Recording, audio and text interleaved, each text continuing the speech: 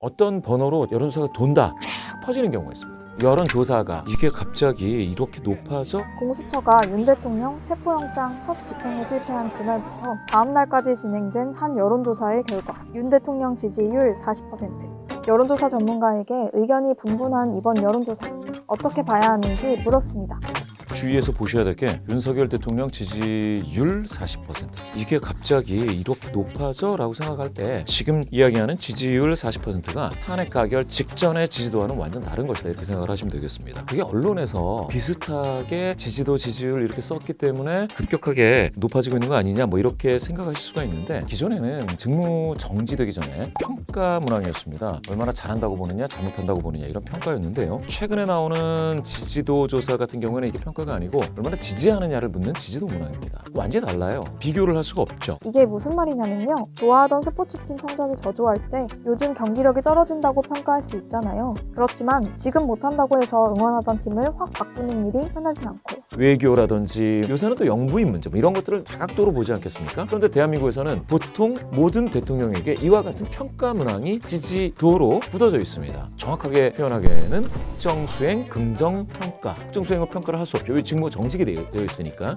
너무 높다 이렇게 하실 수는 있는데 굉장히 정치적으로 보관되어 있는 분들은 그 일부에서는 이 정도 나올 수 있구나라는 거고요. 그래도 지지하지 못한다는 분이 더 많다는 것도 불만한 수치다. 또 하나는 ARS 조사의 특성이 반영이 됐겠다라는 건데요. 잠깐, 모두들 한 번쯤은 받아본 이 전화 목소리. 안녕하십니까? 여론조사 전문기관 녹음된 음성으로 진행되는 ARS 조사는 한계가 커서 전화를 받은 사람이 성실하게 응답해 줄 것을 기대할 수밖에 없다고 해요. 아내 여성이라고 응답하는 게 표본으로 추출될 확률, 선정될 확률이 높다고 생각하면 여성이라고 누르는 수도 있겠죠. 그런데 그거를 방어할 수가 없어요. 과표지 우려가 있는 건데요. 업계에서는 빨리 할 수 있고 저렴하게 할 수 있다는 장점은 있지만 중요한 결정을 내릴 때는 하기가 좀 꺼려지는 것도 있는 게 사실입니다. 여론조사에 대한 의구심을 키우는 사건들이 연일 보도됐잖아요. 명태균 씨는 2021년 국민의힘 대선 후보 경선 과정에서 윤 대통령에게 유리하도록 여론조사를 조작했다는 의혹을 받고 있는데요. 그런데 만약 누군가가 나쁜 마음을 먹고 여론조사 결과를 조작하면 어쩌죠? 여론조사가 조작될 수 있느냐? 그렇죠. 있습니다.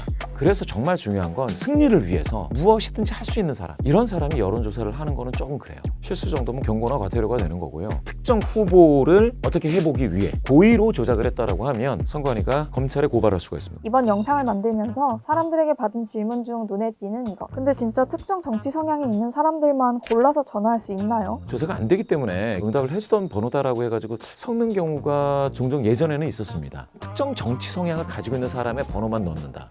이런 문제가 엄청 심해지죠. 마음에 안 드는 사람 100명을 지우고 100명을 복사 붙여넣기를 한다든지 의혹을 제기를 할 수가 있겠죠. 그것도 당연히 규제 사항입니다. 특정 응답을 한 사람들에게 가중값을 더 주는, 한 명이 2명 될 수 있거든요. 그거는 발견해내기가 아주 쉽습니다. 표로 대조할 수도 있고요. 프로그램에서 보면은 나오죠.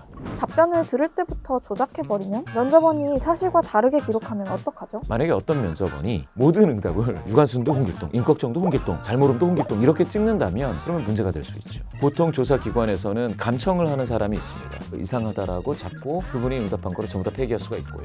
그런데 응답률에 대해 의문을 품은 사람들도 많았습니다. 답을 하려는 사람들이 적은데 신뢰할 수 있는 조사 맞냐는 거죠. 응답률을 많이 보시는데 20% 가까우면 괜찮고요. 대선같이 큰 선거를 임박해서는 25%가 넘어가는 경우도 있습니다. ARS 같은 경우에는 평상시에는 1%대, 높아지면 4, 더 높아진다 그러면 8까지 올라갈 수가 있습니다. 전화조사는 낮아지면 8에 머물다가 높아질 때 15, 더 높아지면 20, 25. 응답률은 그때마다 굉장히 많이 다릅니다. 사람이 직접 전화하면 기계 목소리일 때보다 답해주는 시민들이 많다는 건 많이 알려진 사실인데요. 같은 방법으로 조사했는데 응답률이 확 높아지는 경우도 있다고 해요. 제한되어 있는 지역에서 가능한 이야기인데요. 어떤 번호로 여론조사가 돈다라고 하면 커뮤니티라든지 단톡방에 이 번호로 지금 전화 돈다, 빨리 받아, 쫙 퍼지는 경우가 있습니다.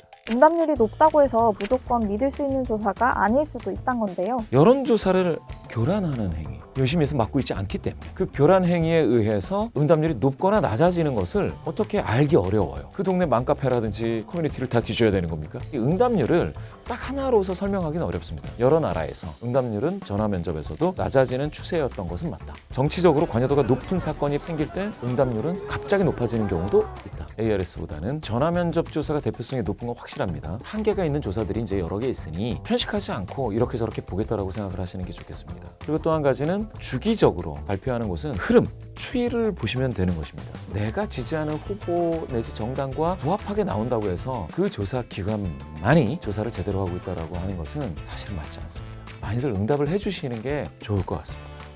역대급 혼란스러운 시기, 우리는 여론조사를 어떻게 봐야 할까요?